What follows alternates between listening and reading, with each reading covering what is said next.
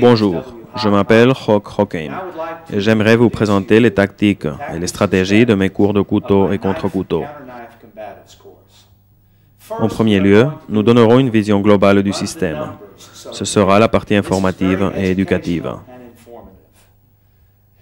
Pour les débutants, il est important que vous sachiez que notre système se compose de 4 niveaux, de 4 méthodes d'enseignement fondamental. Au premier niveau de l'apprentissage, nous nous centrons sur la maîtrise des mouvements en l'air, dans le vide, de manière à acquérir la synergie et les mécanismes corporels nécessaires pour comprendre ce que nous sommes en train de faire. Au deuxième niveau d'apprentissage, nous cherchons la maîtrise des mouvements, non plus dans le vide cette fois, mais contre quelque chose, en frappant quelque chose, afin de développer la puissance contre des objectifs spécifiques et de sentir la résistance du couteau quand on attaque un objectif. Le troisième niveau d'apprentissage est celui de l'entraînement avec un partenaire. Nous effectuons des exercices pour développer les habiletés de combat contre un adversaire et nous introduisons des scénarios de combat avec le partenaire. Ces scènes de combat sont les plus proches possibles d'une situation réelle. Finalement, la quatrième méthode d'enseignement, la plus importante, est l'étude de la psychologie de la violence, tant du point de vue militaire que du point de vue criminel. Nous apprenons également à canaliser la peur, la douleur et la colère dans ce type de situation. Arrivé à ce point, nous devrons savoir qu'il existe deux types de couteaux.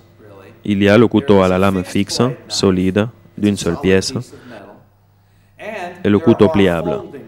Pour ce type de couteau, il y a également deux catégories. Le couteau ou le canif multi-usage qu'utilisent les plombiers, les électriciens ou ceux qui en ont besoin pour leur travail.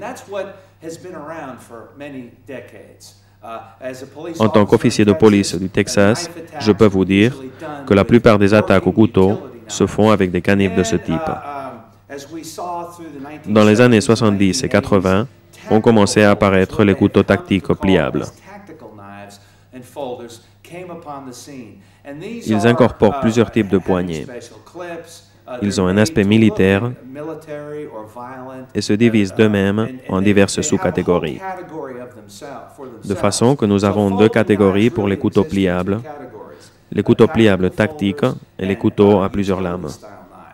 Les couteaux pliables et les couteaux à lame fixe d'une seule pièce sont les deux types de couteaux que nous apprendrons à utiliser et que vous devrez affronter dans ce cours. Les gens portent, dégainent et rengainent les couteaux essentiellement de 3 façons. Je les ai appelés les 3 types d'emplacement. L'emplacement principal permet de dégainer rapidement. Vous verrez les militaires ou les criminels porter le couteau à la ceinture. Ils peuvent être gauchers, droitiers ou dégainés en croisant. Dans les situations policières ou de sécurité, les agents portent généralement leur arme à feu du côté fort et les armes d'impact type tonfa ou les couteaux du côté faible. L'emplacement principal est destiné à permettre de dégainer rapidement. Certaines situations exigent d'être rapide, par exemple, face à ce type de couteau que les délinquants portent cachés sous le bras. Le deuxième type d'emplacement que vous devez connaître est celui que nous appelons secondaire et que l'on n'atteint pas aussi rapidement. On peut porter l'arme à la jambe, sous le pantalon, ou dans la chemise ou la veste. Ce sont des emplacements que l'on n'essaie pas d'atteindre rapidement, mais que l'on utilise pour un couteau servant d'arme d'appui, que l'on ne doit pas dégainer rapidement. Finalement, nous avons le troisième type d'emplacement, où nous pouvons atteindre l'arme et l'ôter à notre adversaire, tout comme lui peut le faire. C'est une situation très commune, que nous soyons civils, militaires ou policiers. Il peut y avoir un suspect prêt à soustraire ou à ravir une arme à quelqu'un dans un magasin. Le sujet sera désarmé, mais il fera tout pour se procurer une arme rapidement. Nous avons un dicton dans la police. Surveille ses mains, car ses mains peuvent te tuer. Nous devons également être attentifs à cela. Les mains de l'agresseur peuvent non seulement dégainer les emplacements primaires ou secondaires, elles peuvent également essayer de prendre l'arme de quelqu'un. En ce qui concerne l'ennemi, dans ce cours, nous considérons 2 types d'objectifs, le délinquant et le soldat ennemi.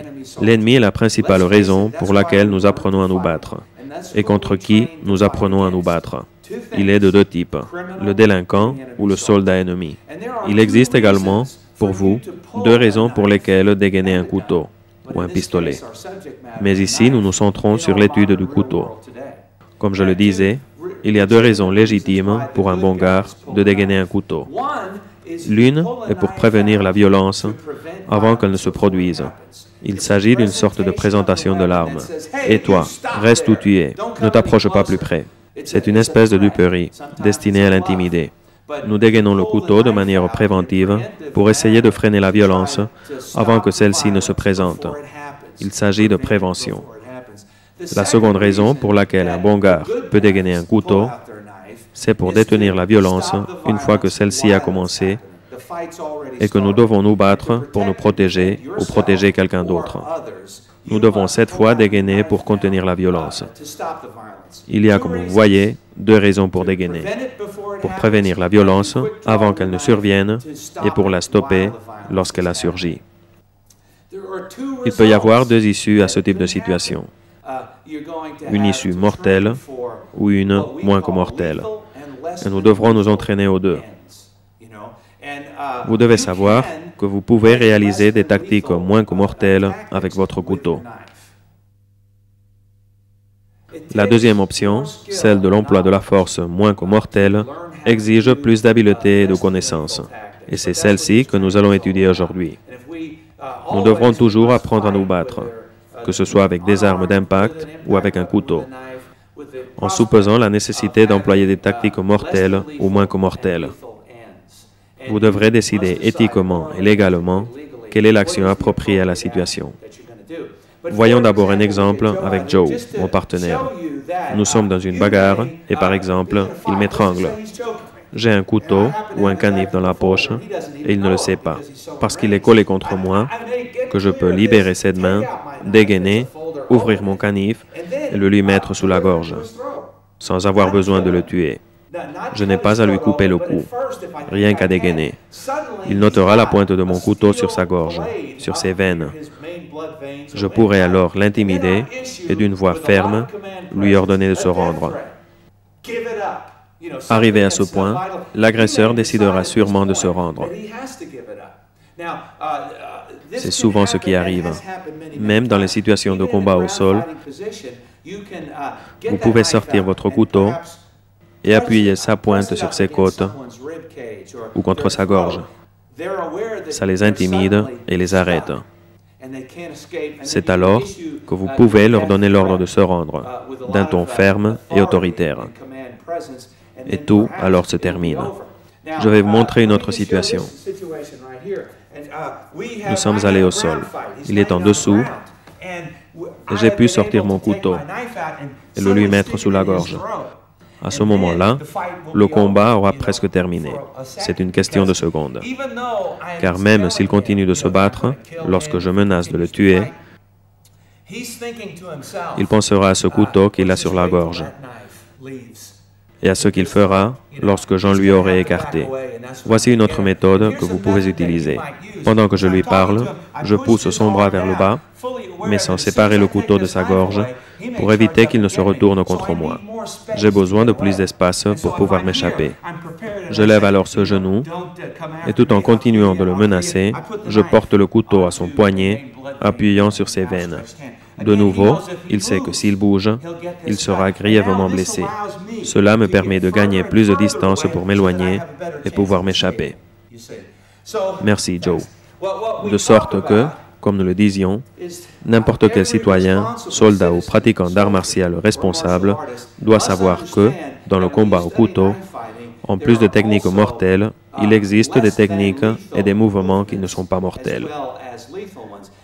Il existe d'autres procédures que nous pouvons utiliser sans devoir couper des veines ou des muscles. Il existe des méthodes pour immobiliser ou neutraliser l'adversaire sans avoir besoin de le tuer. Ce sont des aspects légaux importants que les gens doivent connaître. Bien, le point suivant que nous allons traiter, ce sont les 4 sortes d'attaques avec couteau. Quel que soit le couteau que vous utilisiez. La première sorte consiste à utiliser la pointe pour piquer. La deuxième sorte d'attaque consiste à utiliser le tranchant pour couper ou entailler. Les couteaux peuvent être de différents types. Il y en a à un seul tranchant Et beaucoup de ce type n'ont un tranchant que sur un petit bout de la pointe. Ils sont très communs. Certains de ces couteaux à un seul tranchant n'ont un tranchant que sur cette petite partie.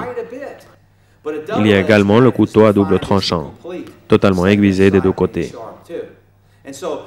Vous pouvez employer la lame comme ça, ou comme ça, ou encore comme ceci. Si vous vous battez pour survivre, priez le ciel que votre couteau soit à double tranchant. Malheureusement, les couteaux à double tranchant sont interdits partout dans le monde, sauf quelques rares exceptions. Pour frapper, nous avons donc la pointe, le tranchant, et nous avons également la poignée. C'est une méthode militaire que nous employons très souvent dans nos cours. Lorsque votre canif est plié aussi, parfois, vous ne pourrez pas ouvrir votre canif. Vous aurez le canif serré dans la main. Vous devriez pour cela choisir un canif avec une grande poignée ou avec une protubérance au bout pour pouvoir l'utiliser comme bâton de main. C'est un aspect à considérer. De sorte que nous avons la pointe, le tranchant, la poignée et finalement la quatrième sorte d'attaque employée par les militaires également et qui consiste à utiliser les côtés du couteau comme arme d'impact. Dans de nombreuses situations militaires, on frappe d'abord l'ennemi à la tête avec le bord du couteau et ensuite on réalise un autre type de technique. Habituellement, les côtés du couteau sont mésestimés, mais ils sont de plus en plus utilisés dans les classes militaires. De sorte que nous avons la pointe, le tranchant, l'extrémité de la poignée, ou les deux extrémités si c'est un canif, et finalement les côtés du couteau. Avançons dans l'étude du combat avec couteau. Faisons de nouveau attention au numéro 4, car il existe 4 types de saisie, 4 manières fondamentales de saisir le couteau, que ce soit du point de vue de celui qui vous attaque ou pour vous-même. On peut être droitier ou gaucher. On raconte qu'à peu près 10% de la population est gauchère, de sorte que nous devons consacrer 10% de notre entraînement à affronter des attaques avec la main gauche. Vous devez veiller à les considérer dans votre programme d'entraînement. L'individu peut effectuer une saisie de droitier ou de gaucher. En outre, les deux mouvements fondamentaux sont, certaines personnes préféreraient une série simple comme celle-ci, avec la partie affilée du couteau vers le haut, par-dessus la main. On l'appelle la saisie du sabre. De l'autre façon, la partie affilée du couteau se trouve en dessous de la main. On l'appelle saisie à l'envers ou inversée. Il y en a qui l'appellent la saisie du piqueur de glace, comme pour piquer la glace. Elle reçoit différents noms suivant les endroits. Mais essentiellement, nous avons la saisie droitière ou gauchère, la saisie de sabre et la saisie inversée. Nous pouvons introduire ici certaines sous-catégories. L'une est plus inclinée vers le bas, comme ça. Le pouce se place de l'autre côté du tranchant, comme pour une épée. Il permet un plus grand contact avec l'arme. S'il vous plaît, ne le saisissez jamais, jamais de cette autre façon que nous appelons saisie de cancer. Comme ça, avec le pouce tendu et séparé de l'arme. Cette saisie est très mauvaise. N'importe quel mouvement vous fera perdre votre arme. Si vous essayez de frapper quelqu'un, le couteau vous échappera facilement. Et si vous essayez de couper, il glissera. Il y a beaucoup de pratiquants d'arts martiaux qui pratiquent ainsi, mais c'est seulement artistique. Dans la pratique, c'est inutile. Il existe une technique où, avec le pouce séparé, vous pouvez saisir quelqu'un, mais c'est une technique si rare que ça ne vaut pas la peine de la pratiquer. On évite ainsi de prendre de mauvaises habitudes. Dans d'autres systèmes, j'ai également vu que l'on séparait le petit doigt de la saisie. Ce n'est pas bon parce que vous ne pouvez pas saisir correctement le couteau pendant le combat. Voilà les 4 types essentiels de saisie. Il existe 6 positions de combat. La position de combat, c'est l'équilibre en mouvement.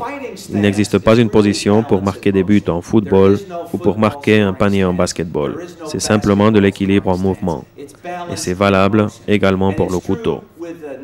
La position de combat est quelque chose de primaire. Vous dites à votre partenaire, « Viens, on va pratiquer », et vous prenez la position. Mais dans un combat réel, le mouvement est constant. Je vais vous montrer les 3 positions primaires debout, les 3 positions de base. La première, c'est avec le couteau devant. Je vais me tourner pour que vous puissiez me le voir. Ensuite vient la position neutre. Et la troisième, c'est avec le couteau en arrière. Je ne vous recommande pas de n'utiliser que l'une d'elles, car si je suis comme ça et que je recule, je passe à la position neutre. Si je recule de nouveau, je me retrouve dans la position derrière. Au cours d'un combat, en quelques secondes, vous passerez d'une position à l'autre. Il n'y a pas raison valable pour que vous vous battiez seulement depuis cette position ou cette autre, car vous devrez bouger.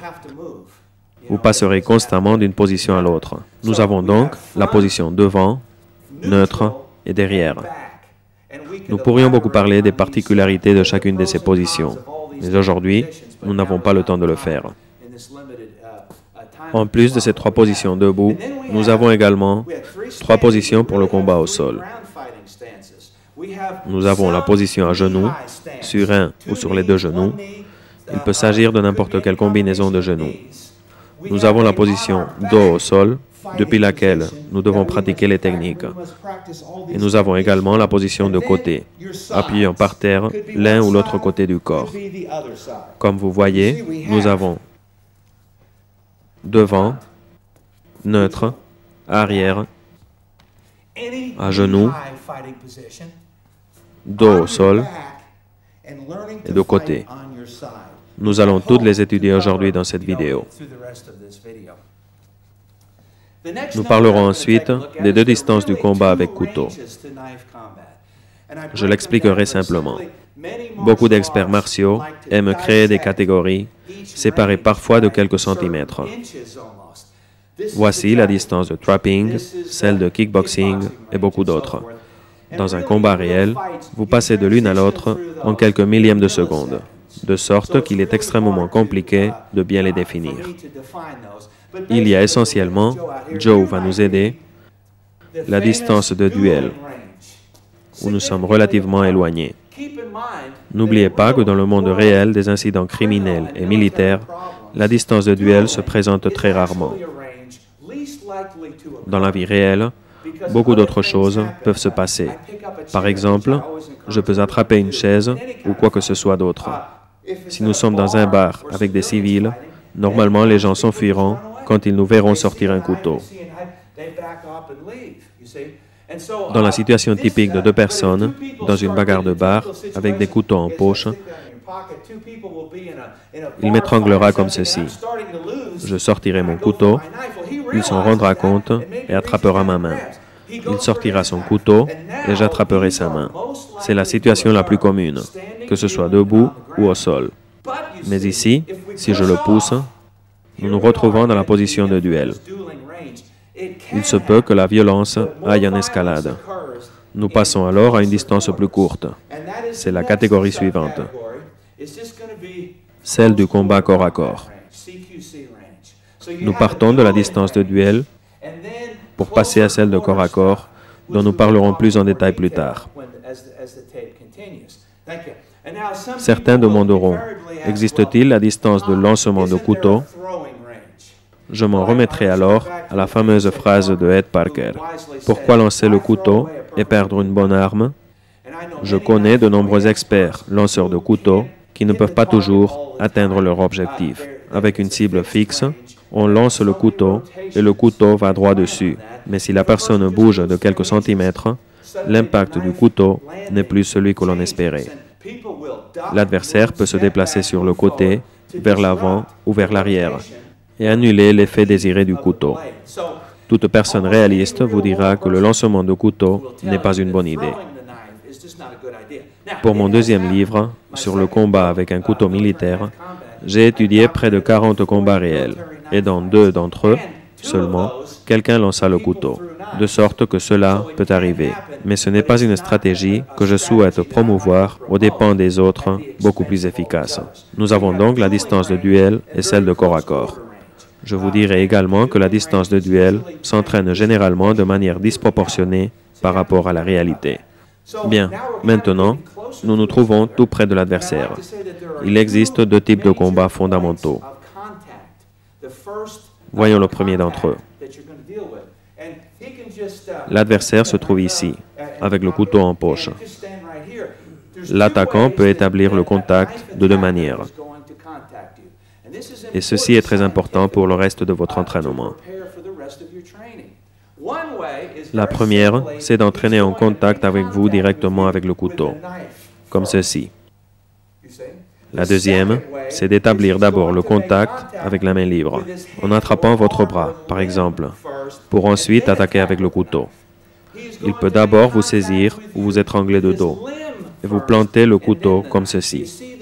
Deux manières, le contact premier avec le couteau ou le contact premier avec la main libre. C'est très important car vous devez savoir comment réaliser votre entraînement et ce sont les deux types de contacts de base. Maintenant, poursuivons l'étude. Vous devez bien comprendre que vous ne serez pas de bons combattants au couteau si vous ne complétez pas cette formation avec un cours de combat à main nue. Quand un tigre, dans la jungle, attaque sa proie, il ne le fait pas d'un seul coup de griffe. Il implique tout son corps dans l'attaque, tous ses muscles, toute sa force et tout son poids contre sa proie.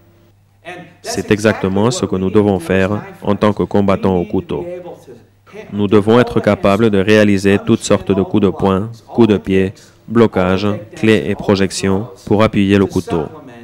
Si vous avez un couteau entre les mains, je veux que vous l'utilisiez de manière intensive. Mais ne jouez pas avec lui. Vos ennemis seront des balles, des bâtons ou des couteaux. Et ce ne sont pas précisément des jouets. Vous aurez besoin d'attaquer plusieurs fois, de faire beaucoup de tentatives pour en finir avec votre adversaire. De sorte qu'il est important que vous soyez capable de finaliser le combat avec vos connaissances du combat sans armes. Vous devez compléter le combat avec des techniques sans armes, parce que le combat, rien qu'avec couteau, ne représente pas totalement la réalité. Dans le cours que je donne habituellement sur le combat au couteau et contre-couteau, les élèves doivent apprendre 6 manières différentes d'utiliser le couteau. Je les ai appelés les 6 exercices d'entraînement du couteau de combat. Vous devez apprendre la coupe de sabre ou saisie de sabre, la saisie inversée. Comme nous le verrons plus tard, nous apprendrons à couvrir les 4 coins du corps, à couper de la droite vers le bas, de la gauche vers le bas, à couper vers le haut, depuis la droite, et vers le haut depuis la gauche. Vous devrez apprendre à attaquer en marchant vers l'avant et en marchant vers l'arrière. Vous devrez le faire également au sol, sur le dos ou sur le côté. Voilà une vision globale d'ensemble, mais nous n'avons pas le temps d'approfondir, de sorte que nous allons étudier la coupe de sabre, la coupe avec saisie inversée. Nous étudierons les coups de couteau. Si votre couteau est très large, comme les couteaux d'assaut ou les machettes philippines, vous remarquerez que vous pouvez réaliser ce type de coup avec la pointe, taillader ou couper, comme dans un bout de bois ou dans un tronc d'arbre. Taillader ou couper dans différentes parties du corps, telles que les bras de l'adversaire. Nous avons donc la coupe de sabre, la coupe avec saisie inversée, nous pouvons taillader et également poignarder avec saisie inversée et avec saisie de sabre. Et finalement, la 6e et dernière manière de frapper, avec le pommeau de la poignée, ou avec la gaine ou le corps du canif, comme avec un bâton court. Vous pouvez réaliser de nombreux mouvements de blocage ou de feinte en saisissant le couteau de cette manière, si vous n'avez pas pu dégainer, ou si vous avez décidé de réaliser des techniques qui ne sont pas mortelles. Dans notre cours de couteau, je demande aux élèves d'étudier seulement 3 exercices d'angle d'attaque. Un exercice de 8 angles, un autre de 10 angles et un autre de 12 angles. Et c'est tout. Nous les utiliserons pour combattre, comme vous allez le voir dans un moment. Je ne vais pas les exécuter à vitesse réelle, afin que vous puissiez bien voir. J'adopte une position commode et j'effectue une coupe haute en X, une coupe moyenne en X, une coupe basse en X, puis une coupe longue de bas en haut et inversement, juste devant moi. Ce sont les 8 angles du premier exercice. Souvenez-vous que dans la coupe avec couteau, interviennent surtout le poignet et le coude, et très peu l'épaule. Si vous utilisez trop l'épaule de cette façon, l'adversaire contre-attaquera. Si vous utilisez trop l'épaule avec un couteau ou un bâton, vous permettez la contre-attaque. Exécutez des coupes efficaces et puissantes. Les mouvements réalisés avec l'avant-bras, entre le poignet et le coude, sont des mouvements difficiles à contrer pour l'adversaire. Je vais vous le montrer de profil. Nous les ferons maintenant avec la main gauche, car vous devez apprendre à utiliser les deux mains. Voici la coupe en X haute, la coupe en X moyenne, la coupe en X basse, la coupe vers le haut et la coupe vers le bas, une coupe frontale plus longue. La coupe vers le haut simule un couteau à double tranchant, de sorte que je couperai également en allant vers le haut. Si j'ai un couteau à un seul tranchant, je dois tourner le poignet pour amener le tranchant vers le haut et réaliser la coupe. Nous pourrions parler longuement de ça, mais nous voulons donner ici un aperçu général. Ça vaut pour tous les exercices de coupe. L'exercice suivant consiste à poignarder dans les 10 angles. Voici le coup de poignard haut, dans les deux sens. Le coup de poignard en crochet de niveau moyen et le coup de poignard en crochet bas.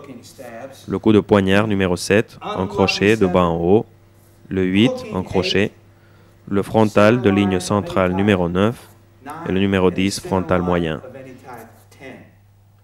C'est un bon moyen d'apprendre le coup de poignard. Nous avons le crochet, qui est un type de coup très puissant et très efficace. L'uppercut militaire, que vous pouvez diriger vers l'intérieur, et la coupe vers le bas, qui est également un type de coup de poignard. Finalement, nous avons le coup de poignard haut et le moyen. Nous parlerons de ça de manière plus détaillée dans nos cours.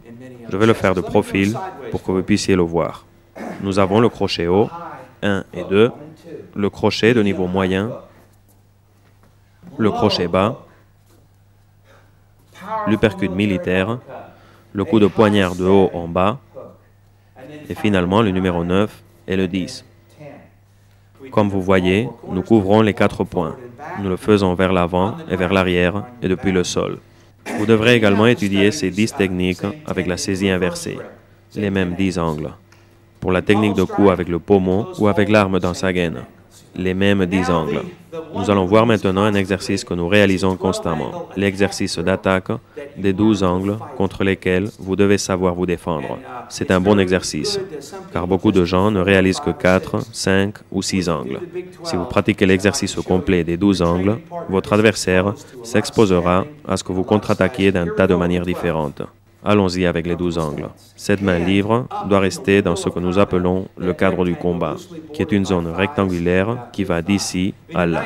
Dans le combat au couteau, ils essaieront toujours de frapper l'intérieur de l'avant-bras, de causer des blessures graves, de sorte que nous devons protéger l'avant-bras. Nous ne le placerons pas non plus contre le thorax, ni derrière, comme dans les films d'escrime. L'adversaire est en train d'essayer de me tuer, et j'ai besoin de cette main pour le combat. Il ne faudra pas non plus la laisser ici en bas, ni contre le corps. Elle devra être juste ici, attendant le moment d'intervenir dans le combat. Cette main peut nous être très utile. Nous devons en tirer parti et ne pas la laisser ici, à la poitrine. C'est une mauvaise position, parce qu'elle limite notre capacité de réponse. Voici les 12 angles. Un coin, 2 coins, 3 coins et 4 coins. Maintenant, le triangle inversé, l'estomac, le thorax et le thorax. Les 2 attaques basses, 1 et 2, les 2 crochets aux yeux, direct et de revers, le numéro 12, direct de haut en bas. J'aimerais vous commenter quelque chose de plus à propos de cette technique de coup de poignard haut à la poitrine ou de cette autre de revers. Bien sûr, au début d'un combat, personne ne fera ça en avançant dans cette position. Mais dans un combat de niveau avancé, nous attaquerons avec cette technique de coupe. Et si nous voyons une ouverture, nous attaquerons de nouveau avec cette autre, ou bien de l'autre côté. Le délinquant commun n'est pas bien entraîné. Il n'a pas la mémoire musculaire nécessaire pour profiter d'une ouverture comme celle-ci. Mais nous l'avons, car nous pratiquons continuellement ces exercices. Et c'est ça, la beauté de se battre contre cet exercice des 12 possibilités. Vous vous battez contre un adversaire avancé. Comme je disais, il y a des exercices plus courts, mais ils sont incomplets, car vous n'affrontez pas un adversaire avancé lorsque vous ne pratiquez que 4 ou 6 angles d'attaque. Quand vous utilisez 8 angles ou plus, c'est alors que vous faites quelque chose d'utile. Il n'est pas nécessaire de pratiquer 144 angles différents. c'est excessif. Je vais maintenant vous le montrer de profil. Je me trouve dans une posture commode. Je peux bouger comme dans un combat réel. Et premier angle, deuxième, troisième et quatrième. Souvenez-vous des 4 coins. Maintenant, le triangle inversé. Estomac, poitrine, poitrine. En bas, crochet à l'œil, direct vers le bas.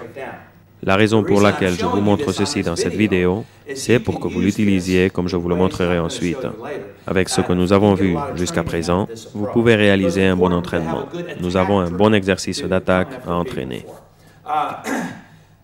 Maintenant, pour continuer à progresser, je vais vous montrer, avec l'aide de Joe, les 3 contre-attaques face aux blocages les plus communs. Nous utilisons ceci avec un tas d'angles, mais aujourd'hui, nous le ferons que de ce côté, ce type de blocage, bien que nous pourrions le faire de l'autre côté, ou plus bas, ou même au sol. Joe sera maintenant comme un mannequin de bois du Wing Chun, avec sa main en haut. La première contre-attaque consiste à couper le blocage. Si mon objectif est à la gorge, il réagira et bloquera avec le bras. Il peut avoir un couteau dans cette main ou dans l'autre, mais nous ne nous occuperons pas de ça à ce stade de l'entraînement. De sorte que j'attaque et je coupe son bras qui bloque. S'il porte une chemise ou une montre, il se peut que le coup ne l'atteigne pas. Mais nous essaierons d'être décidés à couper tout ce qui s'interpose, de sorte que la première contre-attaque consiste à couper le bras qui bloque. La deuxième consiste à rediriger l'attaque vers un autre objectif. Nous attaquons et nous redirigeons l'attaque. Je le ferai avec les 4 coins pour que vous le voyez bien. J'attaque et je redirige. C'est un bon exercice pour développer la mémoire musculaire et obtenir la maîtrise du mouvement du couteau. Me basant sur de nombreuses années d'expérience, je crois que la plupart des criminels et des soldats sans entraînement au combat au couteau, et croyez-moi, il existe beaucoup de militaires qui ne possèdent pas ces connaissances, la plupart d'entre eux attaqueront et rencontrant ce blocage, ils reculeront. Si vous vous entraînez contre ce type de problème, je vous assure que vous progresserez beaucoup. Votre partenaire également apprendra à réaliser des blocages. Première contre-attaque, couper. Deuxième, rediriger vers un autre objectif. Et le troisième type est ce que nous appelons invasion avec les mains. Certains l'appellent saisie des mains. Mais j'aime bien le terme d'invasion car nous sommes littéralement en train d'envahir. Nous y parvenons grâce aux 4 types d'invasion avec les mains. Je les appelle les 4 P. Pinning, passing, pulling, pushing. Piquer, passer, tirer et pousser, ces blocages pour atteindre l'objectif. Si ces bras sont en haut, ils représentent un obstacle pour moi. De sorte que nous allons les ôter de là avec les 4 techniques d'invasion. Nous ne devons pas être des moines chinois pour dominer cette idée. Nous rencontrons ce blocage, puis celui-ci. Et parfois, le premier devient le troisième. Si le deuxième devient le quatrième, c'est que vous êtes dans un film Jackie Chan et vous avez besoin d'échapper d'urgence. Vous devez vous retirer, ou, quand vous notez qu'il résiste, vous lui envoyez un coup de pied. Quand vous êtes ici et que vous notez qu'il y a un obstacle, plusieurs blocages que vous ne pouvez pas résoudre, alors envoyez un coup de pied comme solution rapide pour sortir de cette situation. Voici ce que nous allons faire maintenant. Il bloque et nous saisissons son bras. Nous le poussons et nous pouvons attaquer l'objectif.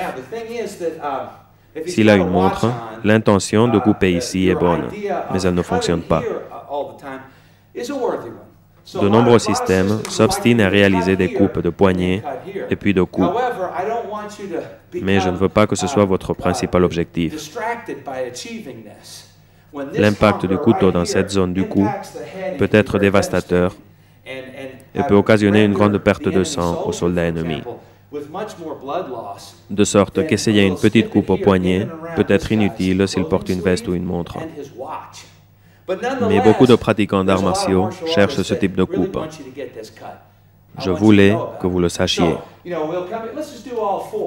Nous allons entraîner ceci avec les 4 premiers angles. Ici, je pique avec la main. Je pousse vraiment parce que pour piquer, j'ai besoin de m'appuyer contre quelque chose. Ici, je vais attraper et piquer son bras en frappant très fort. Ce n'est pas une petite tape, c'est un coup de paume fort pour pouvoir entrer. Maintenant, s'il me bloque, je peux entrer grâce à n'importe laquelle des 4 techniques d'invasion. Nous allons maintenant pratiquer ceci contre de blocage. Il se peut que dans son deuxième blocage, il essaie de saisir notre bras. Je peux alors faire ceci contre son coude. Nous allons changer de côté pour que vous le voyez. Il saisit notre poignet et nous nous libérons avec ce mouvement. Il y a beaucoup de choses que vous pouvez faire dans cette situation pour parvenir à l'envahir. Nous pouvons exercer cela également s'il possède un couteau. Mais l'important aujourd'hui, c'est que vous compreniez bien le concept. Il y a 4 types d'invasion avec les mains, dans la distance de corps à corps. Nous devons écarter les obstacles, les blocages de l'adversaire, avec les 4 invasions avec les mains. Tout cela fait partie de mon cours. Nous avons 10 modules de combat pour développer les habiletés que nous avons vues. Nous avons 10 niveaux d'études et 4 niveaux d'instructeurs qui sont instructeurs de base, avancés, experts et maîtres à la fin du 10e niveau. Nous allons nous centrer maintenant sur certains des scénarios de combat que nous réalisons dans les modules d'entraînement. Je vais vous montrer ici quelques exemples de scénarios et d'exercices de combat des modules d'entraînement de notre cours de couteau. J'espère que vous les pratiquerez.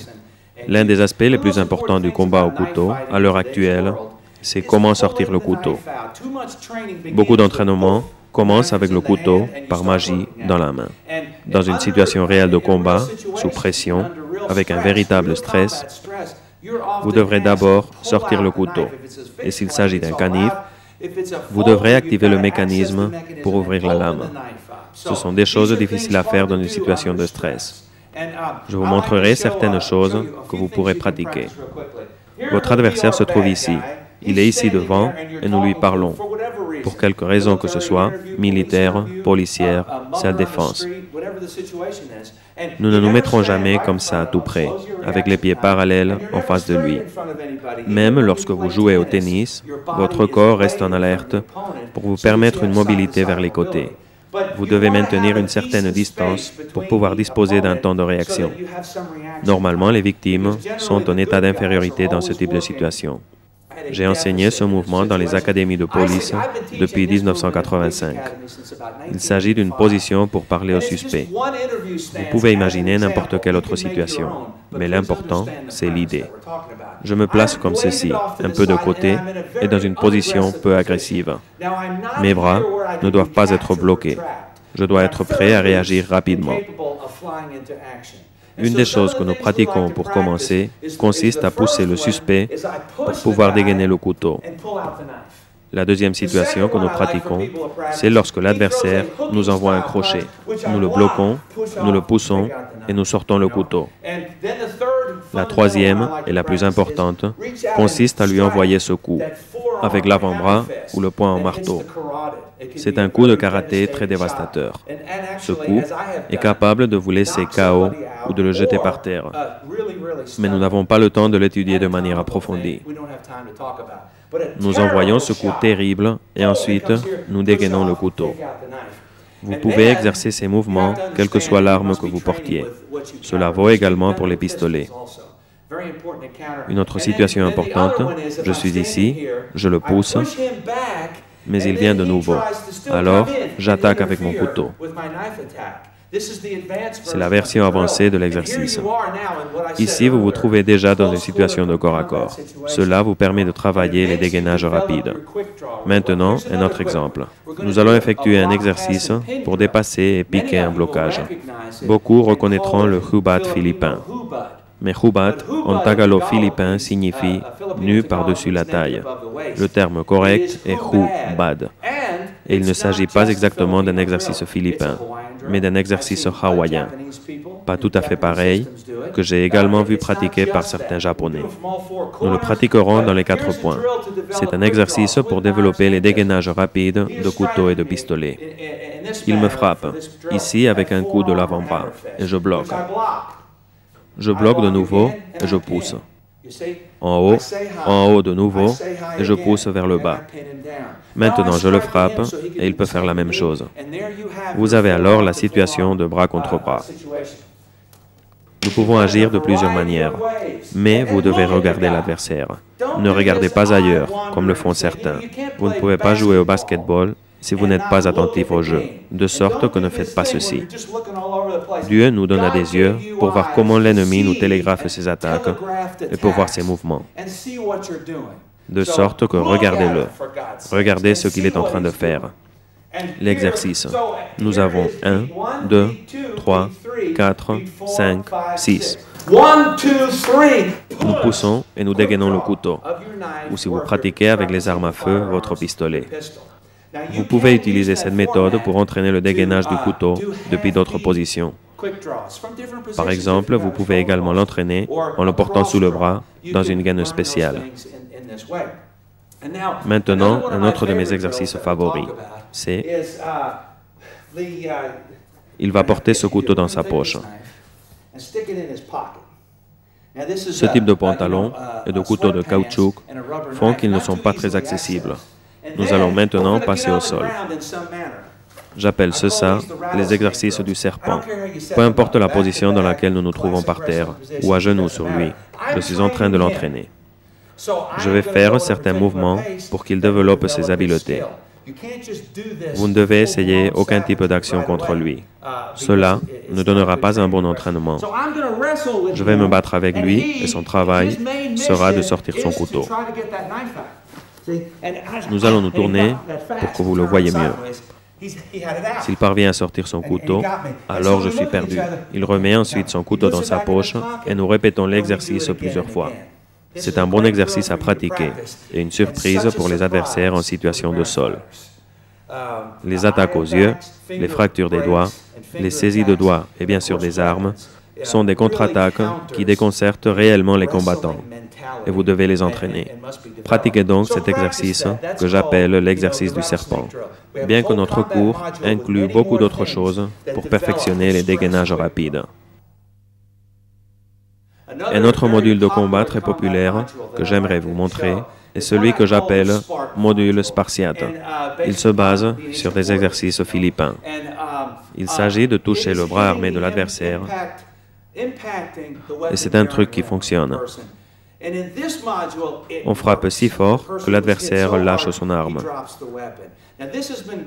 C'est quelque chose que l'on fait dans tous les pays depuis que les armes ont été inventées.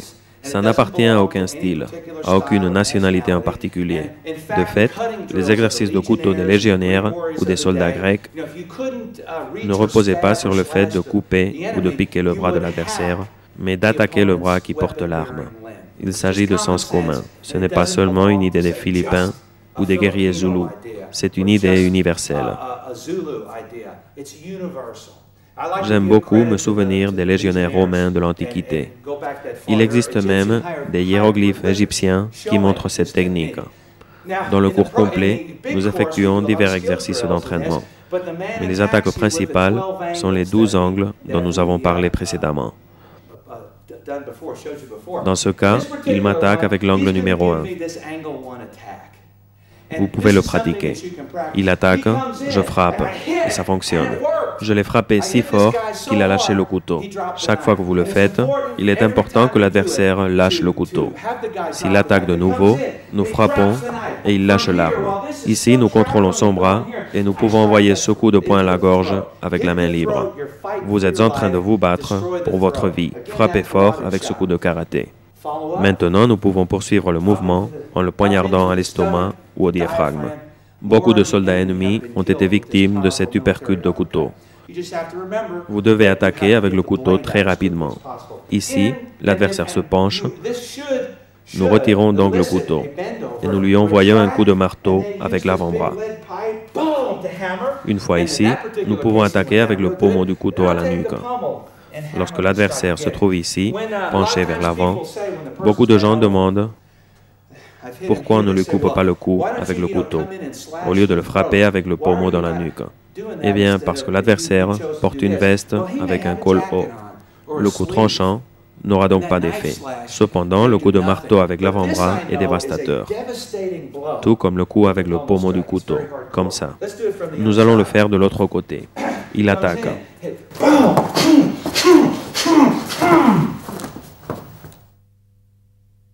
Vous devez bien comprendre l'entraînement contre les 12 angles. Essayez toujours de frapper le bras pour désarmer, puis neutraliser votre adversaire. Nous allons voir un exemple. Bien que vous ne deviez pas faire exactement la même chose, seulement restez avec l'idée. Il attaque avec le numéro 2, j'attaque son bras et il lâche le couteau. Je vais alors à sa gorge. Je peux maintenant frapper avec le coude et couper. Surveillons ses jambes, elles peuvent nous toucher.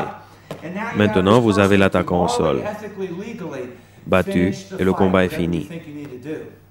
Vous pouvez le contrôler avec le genou, l'écraser du pied ou utiliser des techniques de karaté.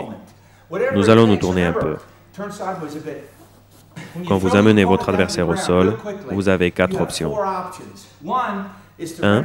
Le laisser inconscient au moyen de coups ou d'étranglements. 2.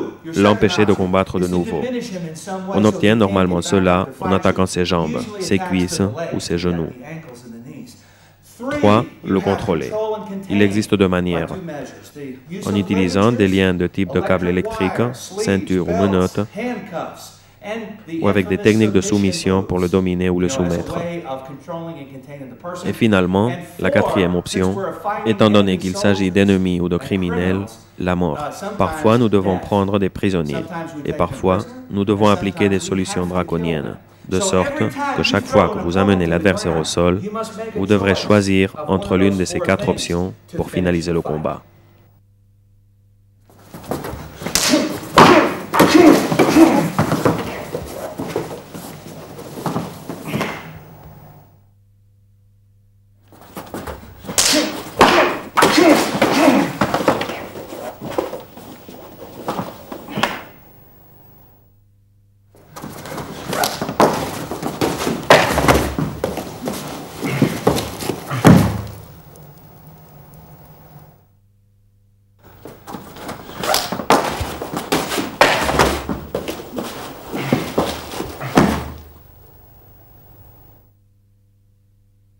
Bien, que se passe-t-il si lorsque vous frappez son bras, l'adversaire ne lâche pas le couteau?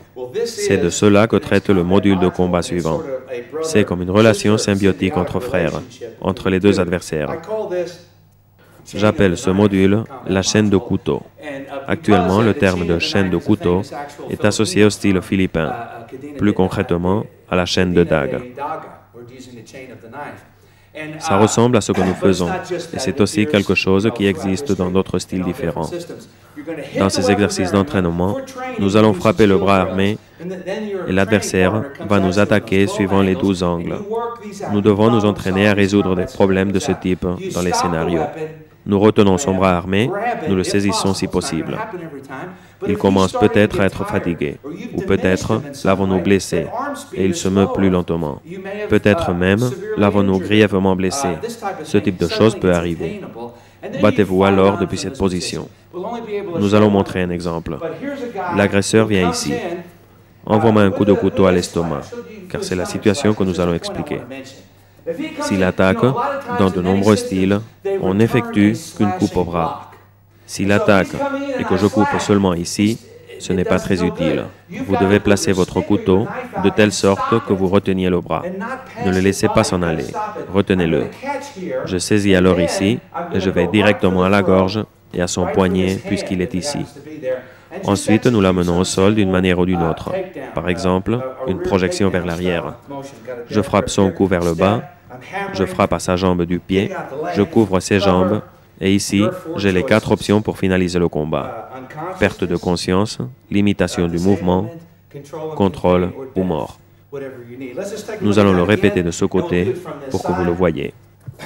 Son attaque arrive.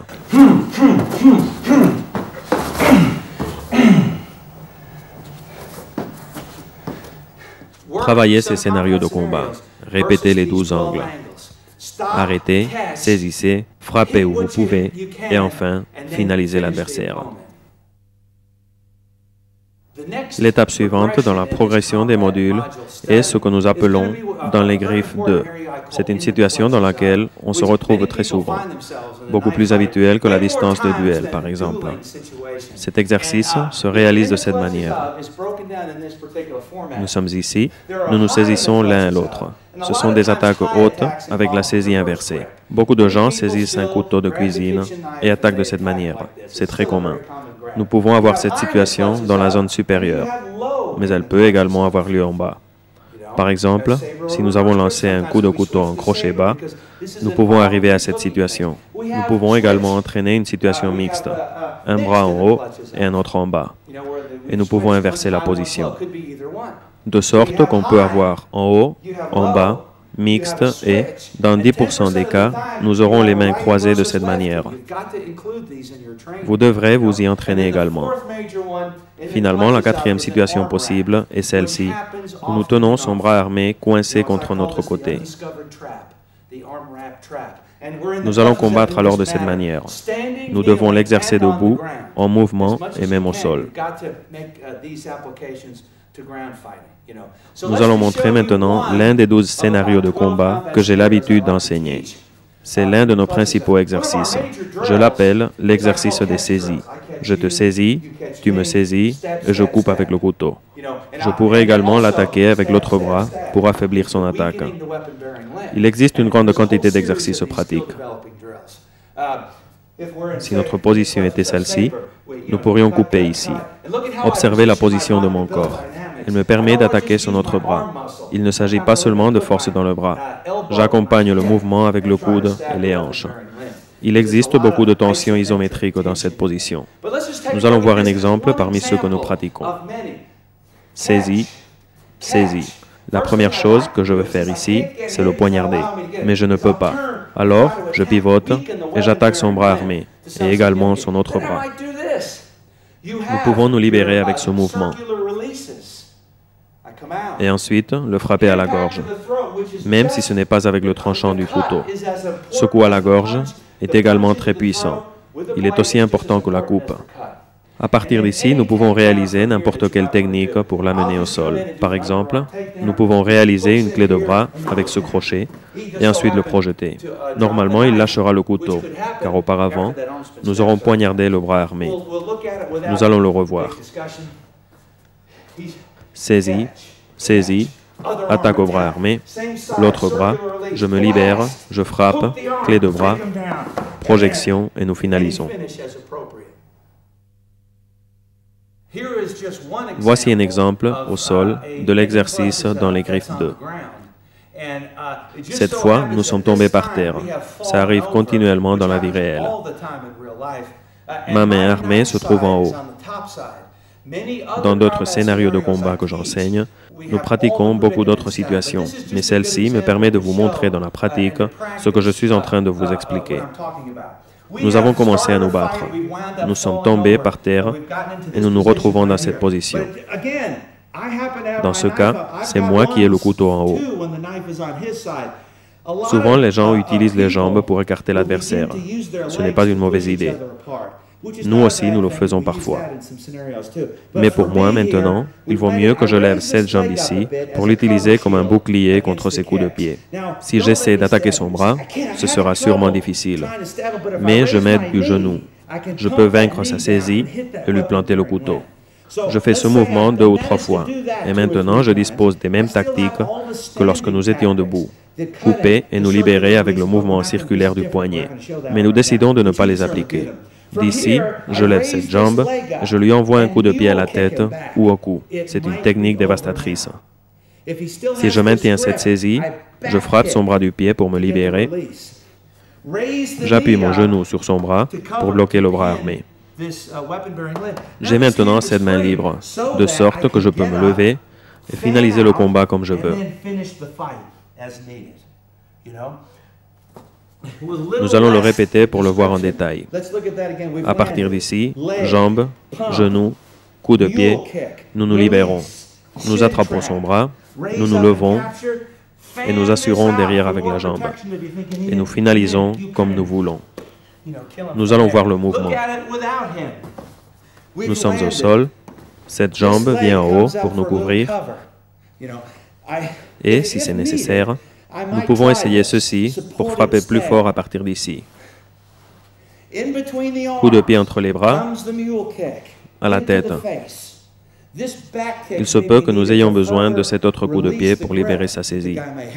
Nous plaçons ce genou sur le bras armé de l'ennemi. Je me redresse. Et je peux finaliser le combat comme je veux. Nous devrons le pratiquer autant de fois que possible pour maîtriser les situations correspondant à ce module d'entraînement. L'un des aspects auxquels on consacre normalement le plus de temps d'entraînement, trop de temps d'après moi, est la position de duel. Elle se présente rarement dans la vie réelle, mais il peut y avoir des situations de type militaire où un adversaire vous menace avec un couteau ou un bâton. Vous devez l'affronter et dès lors partir de cette position. Lorsque vous vous trouvez en position de duel, vous devez toujours avoir en main une chaise ou tout autre objet contondant. Ce que je veux vous montrer, c'est la science de l'improvisation, de la tromperie, pour que vous puissiez mieux entrer dans la distance. Souvenez-vous des 12 angles. Nous sommes dans cette position et nous commençons avec le premier angle. Nous menaçons avec le premier angle et nous attaquons avec le numéro 2. Nous menaçons avec le premier et nous attaquons avec le 3. Menacer avec le premier et attaquer avec le quatrième. Menacer avec le premier et attaquer à l'estomac. Menacer avec le premier et au thorax. Menacer avec le premier et de l'autre côté du thorax. Menacer avec le premier et coupe en bas. Menacer avec le premier et en bas. Menacer avec le premier et crochet au cou. Le premier et crochet. Menacer avec le premier et coupe verticale numéro 12. Votre menace doit être significative et amener votre adversaire à réagir devant elle. Si vous menacez trop rapidement, l'adversaire n'aura pas le temps de bouger et cela ne vous servira à rien. Vous devez menacer, laisser l'adversaire réagir et ensuite vous pouvez réaliser la véritable attaque. Je connais beaucoup de gens, dans les milieux militaires, qui insisteront sur la nécessité d'une bonne menace. Ensuite, vous pouvez entrer dans la distance et avec l'attaque définitive. Nous allons donner un exemple avec notre partenaire. Je vais le menacer avec le numéro 1 et j'observe sa réaction. Il voudra me couper le bras. Et c'est ce que je cherche pour entrer et l'attaquer avec le 2 au cou ou au bras. Je menace avec le premier et je coupe à l'estomac. Je menace avec le premier et je l'attaque au côté. Vous trouverez 6, 7, 8 angles avec lesquels attaquer avec force, après la menace, à mesure que vous avancez dans l'apprentissage. Parfois, quand vous menacez avec le 1, il n'y a pas d'ouverture suffisante pour attaquer avec le 12. Vous ne pouvez pas faire le 12. Vous devez le pratiquer pour voir quels sont ceux qui fonctionnent le mieux. Je vais vous expliquer une autre chose. Ce que je veux, c'est que vous travaillez les 12 angles. Maintenant, nous menaçons avec le 2 et nous attaquons avec le 1. Je menace avec le 2, j'attaque avec le 3. C'est l'idée. Nous menaçons avec le 5 et j'attaque avec le 1. Ce sont des exercices pour entraîner la distance de duel. Ils vous permettent d'envahir l'ennemi. Autre chose qui peut vous aider à envahir, c'est, par exemple, lui envoyer un téléphone ou une bouteille à la figure avant de commencer. Il se retirera. Il sera surpris un moment. Il manque sûrement de résistance. Il peut être drogué, ivre ou manquer de coordination. Comme beaucoup des près de 1000 personnes que j'ai arrêtées au cours de ma carrière de policier. Vous ne pourrez jamais savoir comment est l'adversaire. Je vais vous le montrer. Reste dans cette position. Les attaques se feront de préférence dans la zone du cou. Je vais vous montrer les objectifs les plus significatifs pour le combat. La tête et le cou. Ils me coupèrent une fois, ici au bras. Et ce qui m'a fait le plus de mal, c'est le cou, comme quand on vous frappe avec un bâton. Ce fut l'impact pénétrant qui plus tard interféra sur le mouvement de la main. Ça saignait. On pense que c'est terrible. Il m'a frappé et il y a du sang. Mais c'est l'impact en lui-même, et pas la coupe, qui diminua la force de ma prise. Ce sont ces impacts du couteau, et pas seulement les coupes ou les pics, qui peuvent nous faire beaucoup de mal. Frapper à la tête n'est pas très utile. Avec chance, vous pouvez le couper au front et il commencera à couler du sang sur ses yeux. Mais ce n'est pas un bon objectif. Il y a d'autres points, d'autres zones beaucoup plus décisives et que nous pouvons attaquer. La tête, la main, la partie supérieure du poignet, n'importe quelle zone de la main est un bon objectif pour le couteau. Parfois le coude est une bonne zone également. Les parties génitales, l'estomac, sont toutes des zones d'effet très rapide. Si vous coupez le muscle de son bras, le bras sera mort. Il ne pourra pas l'utiliser. Ce sont des objectifs importants à attaquer. S'il porte une veste, par exemple, votre première réponse sera relativement limitée. De sorte que dans la distance de duel, je veux que vous saisissez une chaise, et s'il n'y en a pas, je veux que vous ayez en tête l'option de la menace. Je menace avec le 5, j'attaque avec le 1. Ou bien, entraînez la main gauche. C'est comme ça que vous développerez votre maîtrise du couteau, pas en faisant avec le couteau des mouvements artistiques sans aucun sens. Vous devez vous entraîner à ce type de choses. Dans ces modules, nous faisons des exercices de ce type. Nous travaillons la distance de duel, mais de manière proportionnelle par rapport aux autres modules. La question que l'on pose probablement le plus souvent concerne la lutte à main nue contre couteau, les contres face au couteau. Beaucoup de gens ne veulent pas porter sur eux des couteaux ou d'autres armes, mais ils veulent cependant s'entraîner au combat contre couteau. C'est une situation dangereuse. Mais nous avons un module qui lui est consacré. Je l'appelle « Fais-le ou meurs ». J'ai également écrit un livre entièrement consacré à ce sujet.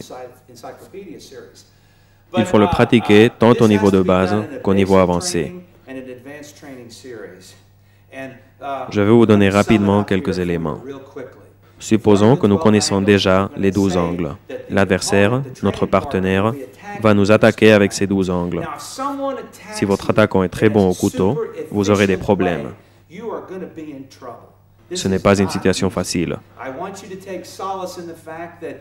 Je veux que vous soyez conscient que même s'ils ont finalement gagné le combat, beaucoup d'individus ont reçu de nombreuses blessures graves. Tous les survivants considèrent comme essentielle la capture du bras armé. Il ne sera pas facile d'affronter un expert du couteau, vif et bien entraîné. Je vais vous montrer la progression de base de l'entraînement. Il va m'attaquer avec les 12 angles, et mon travail sera de saisir son bras armé de n'importe quelle façon. S'il m'attaque vraiment fort et très efficacement, ça va être très difficile pour moi. Mais si vous voulez survivre, vous devez essayer. Sinon, préparez-vous à mourir. J'insiste, c'est difficile, mais dans beaucoup de combats réels, ce fut la clé de la survie. Pour votre premier entraînement, ne travaillez pas à la vitesse maximale. Nous allons pratiquer la capture des 12 angles d'attaque, de manière à ce que cela soit possible pour vous. Vous devrez également exercer le mouvement des pieds pour entrer et sortir. L'étape suivante consistera à frapper. Il m'envoie le numéro 1, je saisis. Nous commençons alors à envoyer des coups de pied. N'importe quel coup de pied. Angle numéro 2, coup de pied. Angle 3, coup de pied. Angle 4, coup de pied. Angle 5, coup de pied. Angle 6, coup de pied. Angle 7, coup de pied. Jusqu'à 12. L'étape suivante dans l'entraînement de base, c'est saisie, coup de pied, coup.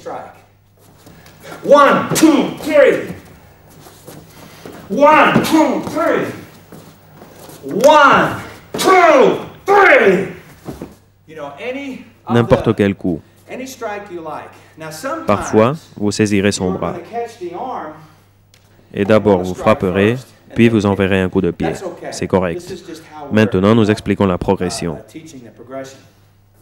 N'importe quelle attaque, coup de pied, coup, projection, et nous nous protégerons de son coup de pied. Numéro 2, saisie, coup de pied, coup et au sol.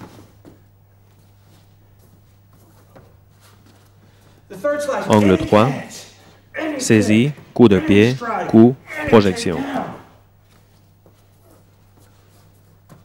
Angle 4, saisie, coup de pied, coup, nous frappons et nous projetons. J'aimerais que vous l'expérimentiez avec la saisie. Saisie, coup de pied, coup et projection. C'est un cours de combat sans armes avec lequel je voudrais que vous obteniez la maîtrise de ce que je vous ai dit au début. À titre d'exemple, nous nous mettons de ce côté, attaque haute, saisie, coup de pied, coup, projection. Si possible, évitez de laisser pas le couteau entre le corps et le bras. Tout dépend de comment se déroule le combat. Et finalisez comme vous voulez. N'importe quelle action nécessaire pour finaliser. Angle 2, j'ai la chance de le capturer. Coup de pied derrière sa jambe, coup au cou. Essayez de saisir fortement le bras et au sol. Angle 3.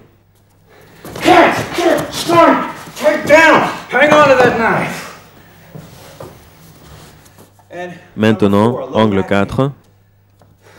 Attaque basse, saisie, coup de pied, coup et projection.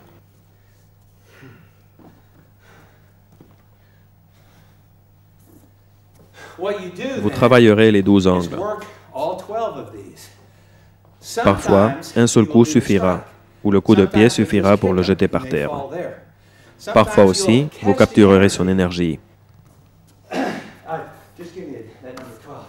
En capturant son bras, vous capturerez son énergie, de sorte que vous l'amènerez directement au sol, sans avoir besoin d'un autre coup. Vous devriez l'essayer. De sorte que l'entraînement technique de base consiste à attraper son bras, frapper du pied, frapper et projeter par terre. Maintenant, nous allons voir les questions les plus fréquentes que les gens posent. Que se passe-t-il s'il vous lance un coup de poing pendant que vous le saisissez? Nous devons affronter ce genre de situation. Il a un couteau, il m'attaque avec un angle numéro 1 et je parviens à le saisir.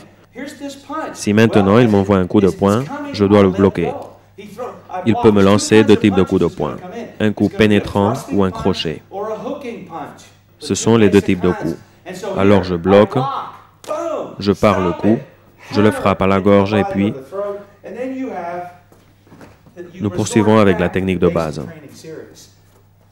De nouveau, il m'attaque.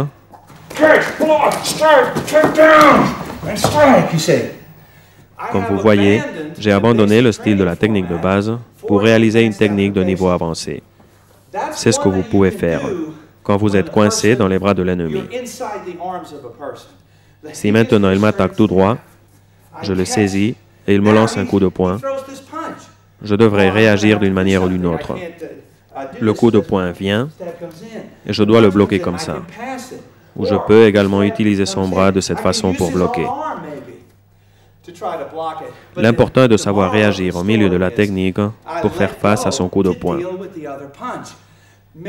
Beaucoup disent que si vous saisissez d'abord son bras armé, vous resteriez à la merci de son attaque de poing. Vous devez réagir, vous devez improviser. Quand son coup de poing arrive, bloquez-le. Une fois que c'est fait, vous pourrez continuer la technique de base que vous connaissez. La technique que nous avons apprise. Nous frappons et nous projetons. Comme dans la technique de base.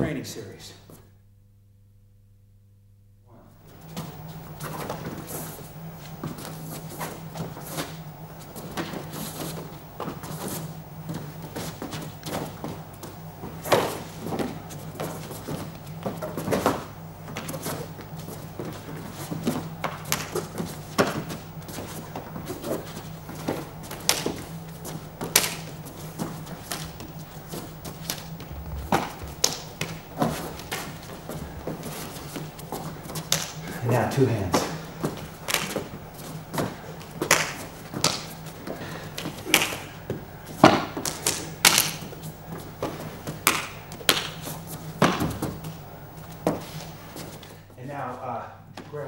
Maintenant avec l'autre main également.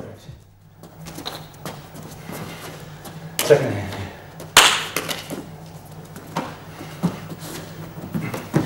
We'll do that from all different angles too. That has potential.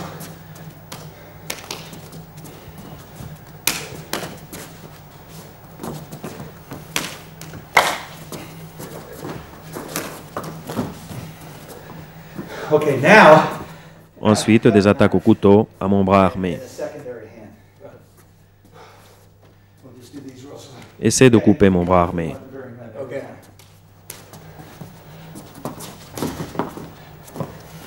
Bien. Maintenant, nous travaillerons de ce côté.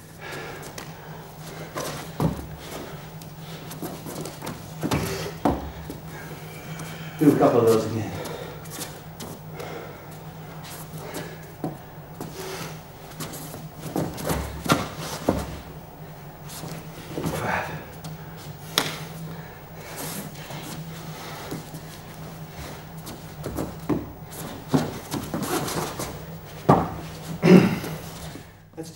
Ensuite, nous pratiquerons le khubat.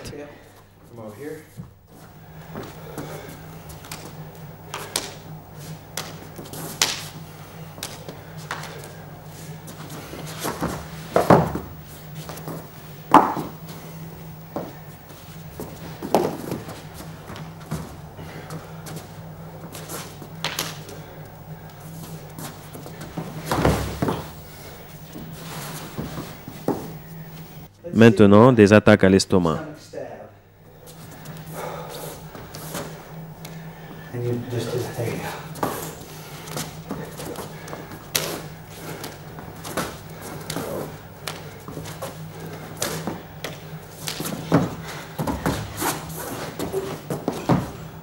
go. Nous le répétons de ce côté. Let everybody sit in.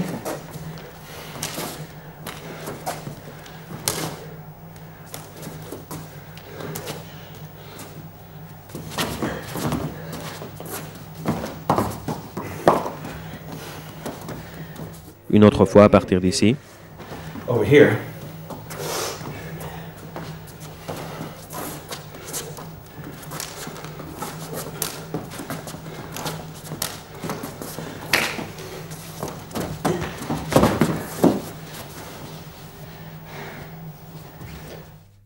Bien, nous avons vu qu'une petite partie des modules du cours de combat, des scénarios de combat et des exercices d'entraînement possibles.